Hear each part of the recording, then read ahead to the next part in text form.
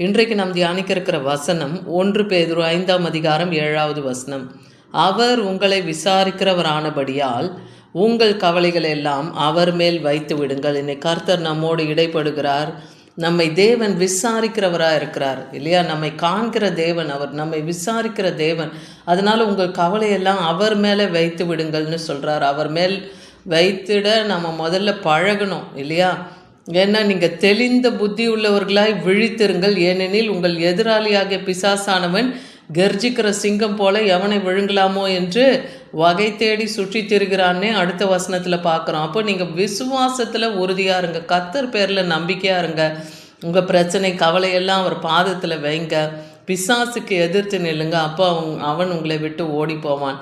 அதே போல் நீங்கள் பிசாசை எதிர்த்து அதை ஜெயிக்கிறவர்களாக இருங்க. அப்போ கர்த்தர் உங்களோடு கூட இருந்து சகல காரியங்களையும் உங்களுக்கு நிறைவேற்றுவார். ஏன்னா சங்கீதம் 55:22 பார்க்குறோம், கர்த்தர் மேல் உன் பாரத்தை வைத்து விட அவர் உன்னை ஆதரிப்பார், நீதிமானை ஒருபோதும் தள்ளாட விட மாட்டார். மறுபடியும் நமக்கு சொல்கிறாரு, நம் பாரத்தை அவர் பாதத்தில் நம்ம வைத்து விட்டோமானால் அவர் நம்மை ஆதரிப்பார், நம்மை நீதிமான ஒருபோதும் தள்ளாட விட மாட்டார். நீதிமான் 7 முறை விழுந்தாலும் அவங்க எழுந்திருப்பாங்க. அவங்களுக்கு என்ன ஒரு பிரச்சனை போராட்டம் வந்தாலும் கர்த்தர் அதிலிருந்து அவர்களை தூக்கி விடுவார். அதனால் நீங்கள் ஒன்றுக்கும் கவலைப்படாமல் எல்லாவற்றையும் குறித்து விண்ணப்பங்களோடு ஸ்தோத்திரத்தோடு கூடிய ஜபத்தினாலும் வேண்டுதினாலும் தேவனுக்கு தெரியப்படுத்துங்கள்னே பிலிப்பியர் 4:6 பார்க்குறோம். இன்றைக்கி உங்கள் கவலை, கண்ணீர், பிரச்சனை, போராட்டம் எது இருந்தாலும் தேவனிடத்தில் ஸ்தோத்திரத்தோடு அந்த விண்ணப்ப வேண்டுதலை செய்யுங்க.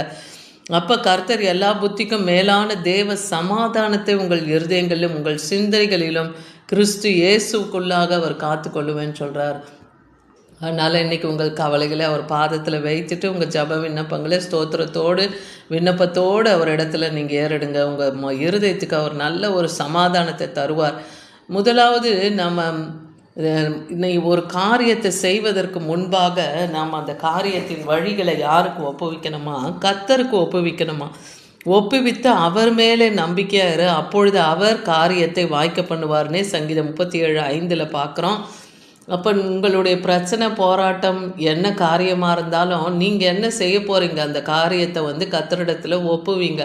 இந்த காரியத்தை நான் அடுத்து இந்த விஷயத்துக்காக நான் செய்ய போகிறேன், இல்லை ஒரு வேலை தொடங்குறதாகட்டும், ஒரு பேங்க்கில் லோன் வாங்குறதாகட்டும், எந்த ஒரு காரியமாக இருந்தாலும் முதலாவது தேவனிடத்தில் அந்த காரியத்தை வழிகளை ஒப்பு கொடுங்க. அப்போ கர்த்தருக்கு சித்தமானால் அந்த காரியத்தை உங்களுக்கு வாய்க்க பண்ணுவார். அந்த விசுவாசம் உங்களுக்கு இருக்கணும். அவரை மாத்திரம் நீங்கள் நம்புங்க. உங்கள் வழியை கர்த்தருக்கு ஒப்பு வச்சுட்டு அவரை நீங்கள் நம்பும்போது அவர் உங்களை காரியத்தை வாய்க்க பண்ணுவார். இங்கே தாவீது சொல்கிறாரு சங்கீதம் 56:3-4 வசனத்தில், நான் பயப்படுகிற நாளில் உம்மை நம்புவேன். அப்போது தாவீதுக்கு எத்தனையோ நெருக்கங்கள் இல்லையா, எத்தனையோ எதிரிகளினால் அவர் ஜீவனுக்கு எத்தனையோ போராட்டம் இருந்தது. அப்போது அவர் என்ன சொல்கிறாரு? நான் பயப்படும் நாளிலே உம்மை நம்புவேன். அப்போ பயப்படுகிற காலம் வரும்போது நம்ம யாரை தான் நம்பணும்? தேவனை தான் நம்பணும். தேவனை முன்னிட்டு அவருடைய வார்த்தையெல்லாம் நான் புகழ்வேன், தேவனை நம்பி இருக்கிறேன், நான் பயப்படேன்னு ஒரு விசுவாச அறிக்கையிடுறாரு. அதை போல் இன்றைக்கும் நம்ம தேவனை நம்பி நாம் எந்த மனுஷருக்கும் பயப்படாதபடிக்கு மாம்சமானவன் எனக்கு என்ன செய்வான்னே தாவீது சொல்கிறார். அப்போ கர்த்தர் பேரில் நாம் நம்பிக்கை இருக்கும்போது எந்த மனுஷர்கள் நமக்கு என்ன செஞ்சிடுவாங்களோன்னு சொல்லினா அந்த பயம் நமக்கு தேவையே இல்லை. அதே போல் இந்த உலகத்தில் இப்போ எல்லாருக்குமே ஒரு கவலை என்ன? மத்தேயு 6:25-26 சொல்கிறாரு, எண்ணத்தை உண்போம், எண்ணத்தை குடிப்போம் என்று உங்கள் ஜீவனுக்காகவும், எண்ணத்தை உடுப்போம் என்று உங்கள் சரீரத்துக்காகவும் நீங்கள் கவலைப்பட்டு கொண்டிருக்கீங்களே. ஆகாரத்தை பார்க்கிலும் ஜீவனும், உடைய பார்க்கிலும் சரீரமும் விசேஷமானதாச்சே, அதை நீங்கள் அறியவில்லையான்னு சொல்கிறார். அப்போது இந்த பட்சிகளை எல்லாம் பாருங்கள், அவைகள் விதைக்கிறதும் இல்லை, நூற்கிறதும் இல்லை, களஞ்சியத்தில் சேர்த்து வைக்கிறதும் இல்லை. ஆனால் தேவன் அதன் காலத்திலே அவைகளுக்கு போஷிக்கிறார். ஒரு நாளும் பட்சிகளையும் விலங்குகளையும் கடல்வாழ் உயிரினங்களையும் எல்லாவற்றையும் தேவன் போஷிக்கிறார் இல்லையா?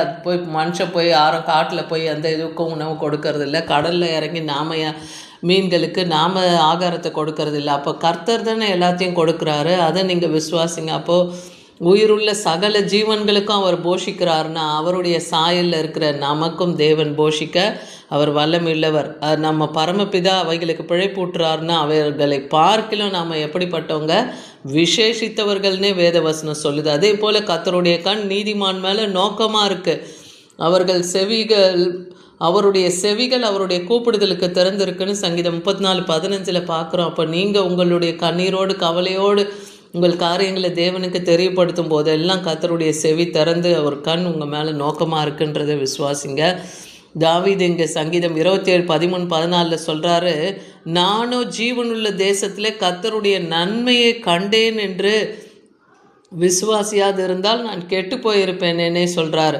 அப்போ இந்த பூமியில் மறுபடியும் இந்த சத்ருக்கள் கையிலேருந்து விடுதலையாகி இந்த பூமியில் வாழ்வேன்ற விசுவாசம் எனக்கு இல்லாமல் போயிருந்தால் நான் கெட்டு போயிருப்பேன். நான் தேவனை நம்பினேன், அதனால் என்னை இந்த ஜீவனுள்ள தேசத்தில் ஜீவனோடு கர்த்தர் வைத்திருக்கிறான்னு சொல்லி கர்த்தரை துதிக்கிறத பார்க்குறோம். அதே போல் தாவீது தன் தேவனாகிய கர்த்தருக்குள் தன்னை திடப்படுத்தி கொண்டாருன்னு 1 சாமுவேல் 30:6 பார்க்குறோம்.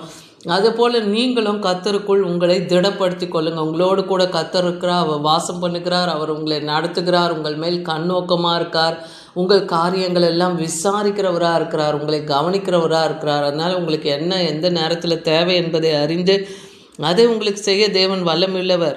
ஒரு சமயம் ஆண்டவராகிய இயேசு கிறிஸ்து ஒரு படகுல போகும்போது அவருடைய சீஷருங்கெல்லாமும் அதில் இருக்காங்க. மார்க் 4:37-39 வரைக்கும் பார்த்தீங்கன்னா, அப்போ ஒரு பலத்த காற்று உண்டாகி படகு நிரம்பத்தக்கதாக அது அலையின் மேலே அலைகள் அந்த படகு மேலே மோதிக்கிட்டே இருக்கு. அதை பார்த்து இந்த சீஷர்கள்லாம் கத்துறாங்க, ஐயோ நாங்கள் மடிந்து போகிறோமே, உமக்கு கவலை இல்லையான்னு. அங்கே பார்த்தீங்கன்னா அவர் ஆண்டவராகிய இயேசு கிறிஸ்து அடித்தட்டிலே தலையணை வைத்து அவர் உறங்கி கொண்டிருக்காருன்னு பார்க்குறோம். அவருக்கு தெரியாதா அந்த புயல் அடிக்கும் இல்லையா, பெருங்காற்று வீசும் மோதும், இதெல்லாம் அவருக்கு தெரியும் இல்லையா. அப்போ அவர் இடத்துல உங்களுக்கு கவலை இல்லையான்னு நாங்கள் மடிந்து போகிறது போல் இருக்குமே, உங்களுக்கு கவலை இல்லையான்னு அவங்க கேட்குறாங்க. அப்போ கர்த்தர் அங்கே எழும்பி அவங்கள நோக்கி என்ன சொல்கிறாரு, அவிசுவாசிகளே ஏன் இப்படி இருக்கீங்கன்னு சொல்கிறாரு. அது மாத்திரம் இல்லை, காற்றை அதட்டி கடலை இறையாதே அமைதலாக இருன்னு சொல்லி ஒரு வார்த்தையை கட்டளையிடுறார். அப்போது அதெல்லாம் அமைதலாயிடுச்சுன்னு பார்க்குறோம். அப்போ இந்த விசுவாசம் ஏன் உங்களுக்குள்ளே இல்லைன்னு அவங்க சீஷர்களை நோக்கி அவர் கேட்குறாரு. அதே போல் கூட இருந்த மற்ற மனுஷங்களாம் பார்க்குறாங்க, இவர் எப்படி காற்றையும் கடலையும் அடக்கிறாரு அப்படின்னு சொல்லி ஆச்சரியத்தோடு அதை பார்க்குறாங்க, எல்லாருமே பார்க்குறோம்.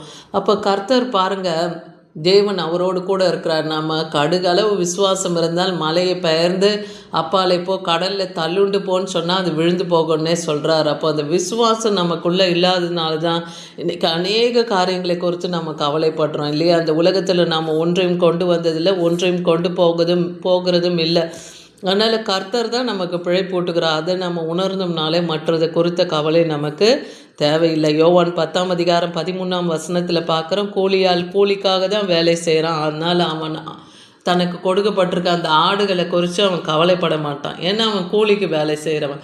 ஆனால் நம்ம ஆண்டவராகிய இயேசு கிறிஸ்து நானே நல்ல மெய்ப்பெண்ணு சொல்கிறார். பிதா என்னை அறிந்திருக்கிறது போல நானும் பிதாவை அறிந்திருக்கிறேன், அதுபோல் நானும் என்னுடையவர்களால் அறியப்பட்டும் இருக்கிறேன், என் ஆடுகளுக்காக என் ஜீவனையே கொடுக்குறேன்னு சொல்கிறார். இன்றைக்கி நமக்காக, நம்முடைய பாவம் அக்கிரமம் மீறுதலுக்காக தான் அவர் தன்னுடைய ஜீவனை கொடுத்து நம்மை அவருடைய இரத்தத்தினாலே நம்மை மீட்டிருக்கிறார், கிருபையினாலே நம்மை ரட்சித்திருக்கிறார். இன்றைக்கி நம்ம மரித்தாலும் நித்திய ஜீவனில் காணப்படுவோம் என்கிற அந்த நிச்சயத்தை நமக்கு கொடுக்கவே அவர் ஜீவனை தந்தார் இல்லையா. அவரை விசுவாசிக்கும் போது நம்ம கெட்டு போகாமல் நித்திய ஜீவனை அடைவோம். அப்போ நித்திய ஜீவனையே நமக்கு தருகிற தேவன் இந்த உலகத்து காரியங்களை நமக்கு தரமாட்டாரா? விசுவாசிங்க, கர்த்தரிடத்தில் உங்கள் நம்பிக்கையை வைங்க, அவர் மேலே உங்கள் பாரத்தை வைங்க. விசுவாசத்தோடு அவரை நீங்கள் நம்பி இருக்கும்போது கர்த்தர் உங்களுக்காக யாவற்றையும் அவர் செய்து முடிப்பார். ஆமேன்.